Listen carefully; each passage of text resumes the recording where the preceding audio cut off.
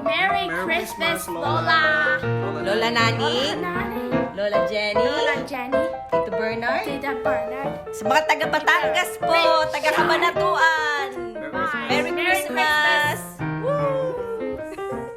Merry Christmas! Merry Christmas! Happy New Year! Gifts for you. You're Happy gonna New open Year! it. Ayan, nag-gift si Pepe, oh. Zombie!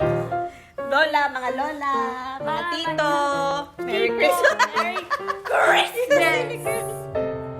Mga taga UK, Merry Christmas! Ate Faith, Ate Faith, Richard, Tito Richard, Tita Mary, Tita Maylin, Tita Mary, Tita Weng, Tita Wing, sino pa? Sophia, Kuya Darren, Tito Darren, Darren, Tito Michael, Tito Tito Michael. Chechet, lahat na. And, sino yung sinasabi mo kanina? Hello. Lucky. Si Lucky. Do you know Lucky? Yes, Sino? Lucky. Lucky is the? Dog. Oh, it's a dog. It's Ate Faith's dog. Yeah. Merry Christmas! Merry Happy Christmas! New Year! Happy New Mag-o-open na Year! siya ng gifts! Open the gifts.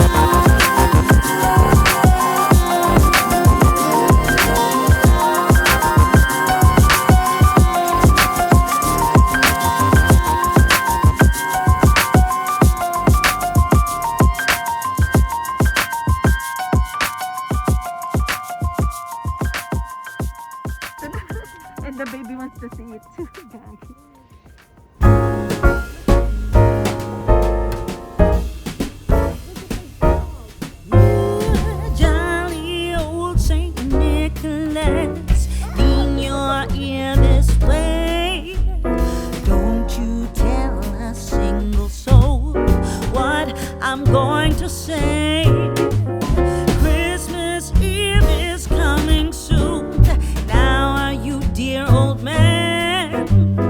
Whisper what you bring to me. Tell me if you can.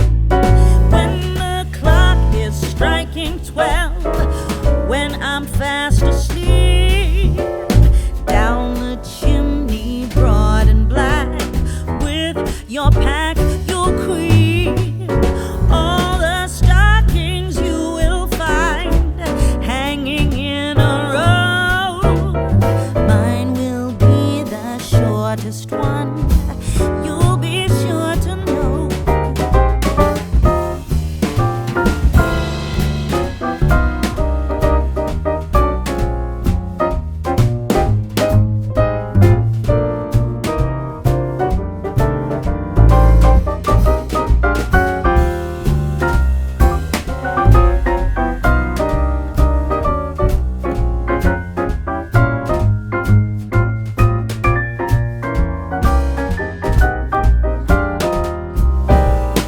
Johnny wants a pair of skates, Susie wants a sled, Nellie wants a storybook, one she hasn't read. Now I think I'll leave to you what to give a rest. Choose for me, dear Santa Claus, what you think is best.